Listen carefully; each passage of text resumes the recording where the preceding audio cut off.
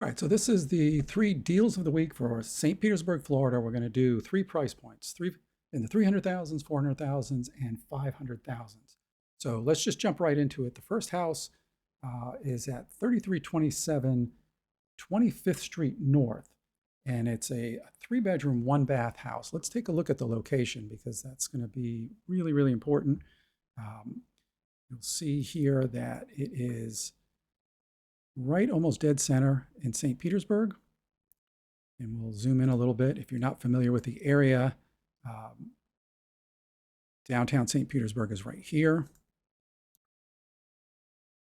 So this little orange diamond is the house. So this is downtown St. Pete, and then you got a straight shot out to the beaches from there. And the reason this little square here is so important in Pinellas County is because for the most part, this is the non-flood zone. As you get obviously closer to the coast, you're going to see more houses that require flood insurance, and you have to consider that extra expense if you're going to buy a house in a flood zone. So this is a three-bedroom, one-bath house. The reason that I like it, or one of the reasons that I like it, is anything under $300 a square foot that you can move into is pretty good in the St. Pete area. And at $264 a square foot, I mean, that is actually a really, really good price. 1,325 square feet. It may sound small depending on where you're coming from, but a lot of the houses in the central St. Pete area were built as 2 1s that are around 1,100 square feet. So this is not bad size. The other thing I like about it is the new roof. It says new roof being installed next month. However, this house has been on the market 76 days, so that may have been included when they first listed it, and that roof might very well be on at this point. So let's take a buzz through the pictures here. You know, the curb appeal is decent. That looks like PVC siding we've got here. A little dusk shot. You know, not a ton of landscaping to speak of. You are on an alley. The side of your house is on an alley. I mean, personally, I would just do a privacy fence right along here as far as I could go, probably up to the side of the house. So, you know, it's nice and bright inside. Those are the original hardwood floors. There's a fireplace there, big living room, decent sized kitchen. Obviously, these are older, like regular tile countertops that somebody fabricated, not custom cabinets. They're a little bit mismatched. You can tell by the doors here that these are some originals and some additions. So there's a potential for some sweat equity if you decided to do a renovation here. You know, a little thing, not a big deal. Somebody decided to get a fridge that was a little too wide for the spot. You can see it sticks into the entryway here. I mean, I think probably get away with a little bit more narrow fridge. That's a full-size fridge there. Not a big deal, of course. It could easily be changed out. So you get a little dining area, bedrooms. You know, the bathroom layout is not ideal, a toilet facing the sink. So this has probably been reconfigured at some point, but still plenty of room. Inside washer dryer, there's the water heater, and you got a nice deck on the side and a decent size, not huge backyard, a nice shed, and then the alley entrance to the driveway here. So overall, really nice house. A couple of other things to look at. And this is kind of a pro tip here for a lot of first-time homebuyers. If you don't know, whenever you see the estimated annual taxes, you know, don't trust this at all. 648, that's not realistic at all. That really tells us is that this person has probably owned this house for 10 or 15 years, and they have a homestead exemption, which limits the amount that taxes can go up in any given year. So that tax is artificially low. So get your realtor to do an estimate of what the taxes would be if you bought the house. And then a couple of other things we'll just go through real quick, which is always look at the area factors. The crime score shows low, a 4 out of 10. Anything under 5 is pretty good. And then over here we have the flood factor, 1 out of 10. That doesn't tell you the flood zone code, but a 1 out of 10, you can almost safely assume that's an X flood zone, which means you're not required to get flood insurance, which is obviously a good thing. And then the last thing that I want to look at is the price changes. Now, this house went on the market in January at $360. They had a price change to $355, and then now they're down to $349. So at $264 a square foot, assuming that, it would pass a 4-point inspection and you could move in with doing a little bit of sort of elbow grease, maybe some repainting. To be in the center of St. Pete at that price is not terrible. Again, this is a house that's been on the market now 76 days. A couple of price drops. I would guess that it's approaching a place where it's going to start attracting some interest. So if your budget's in the mid threes, you need a little extra space, you're okay with a 1-bedroom, and you don't want to be in a flood zone, obviously, this might be a house to take a look at. That's house number 1. Let's take a look at house number 2.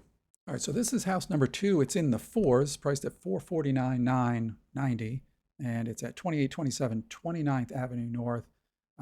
It's in Central St. Pete. They call it the Ponce de Leon neighborhood, but let's take a quick look so you can see how close it is to the first house that we looked at. And again, we are almost dead center St. Pete, which means we're not in the flood zone. We have really quick access to downtown.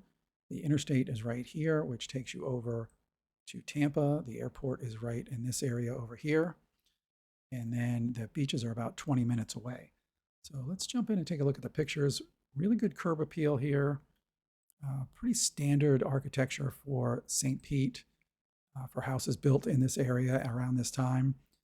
And you see some nice original hardwood floors. There's a little dining nook up front here. Nice and clean and bright.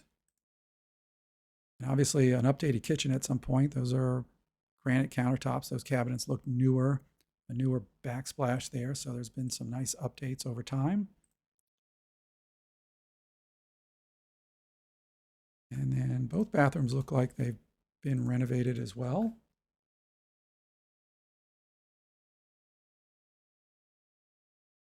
And really nice backyard with some landscaping.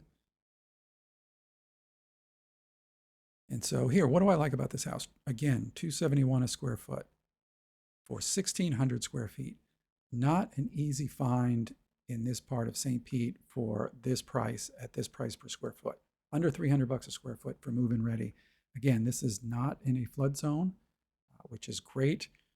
There's a few new things here. It looks like a new roof was installed in 2021. If you're not familiar with Florida in general, once a roof gets to a certain age, usually around 20 years, the insurance company is going to make you get a new one, and those can run anywhere from $10,000 to $25,000 depending on the size of the house. So we've got plenty of life left in the roof. We got the newer AC mini splits. Those are the little units that more heat a room as opposed to the whole house. Now this house has been on the market, and so I like looking at houses that have been on the market a long time. 145 days, which is 100 days, 3.5 months essentially more than the typical house, which means that it doesn't appear it's found its price quite yet. Now we've had a $75,000 price drop. So let's see what else we have for the prices. So they started at $494, now they're down. So they're down 50 grand over a couple of price drops. I would guess at $271 a square foot, again, for move-in ready. They're getting into a pretty good price range that should start attracting some buyers. Let's see what else we can find here. Oh, this is also, sort of in the same area as the first house. It's not that far away, so we should be getting a fairly similar crime score again. Shows low crime, 4 out of 10, and then the flood factor as minimal. So, again, if you're looking for, it's a lot of square footage, 1,600 square feet in the mid 4s within, 12, 15 minutes of downtown, 20 minutes to the beaches, in good condition, not a recent renovation, but this house has been renovated at some point. This one might be worth a look. So that's house number 2. Now let's jump over to house number 3. And now we're at house number 3. We're in the 5s. I mean, it might as well be 6. It's at $599. This is at 2144 43rd Terrace, still in the Central St. Pete area. And what I really like about this house is this is new construction. This was just built last year, and the price reflects it. Remember, the other houses were $270, $260 a square foot. This is $384 a square foot. So let's take a buzz through the pictures. It's a nice bungalow style one-car garage up front, and really nice big open living room with a kitchen. Obviously solid surface counters. It's got a kind of a modern feel to it. Sort of like a little den there. This is the primary suite with a nice big primary bathroom. A nice touch with those cabinets. Very well designed.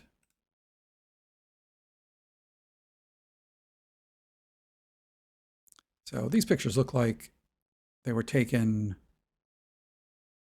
before the house got sold. Obviously, there's no washer and dryer here.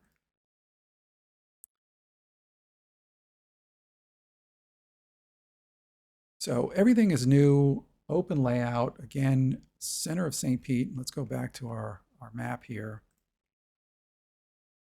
We see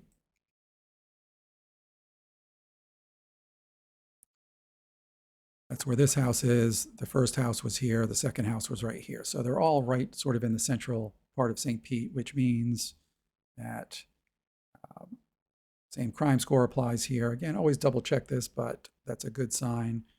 And then flood factor 1 out of 10. Really, it's an X-flood zone, so you wouldn't be required to purchase flood insurance if you got this house.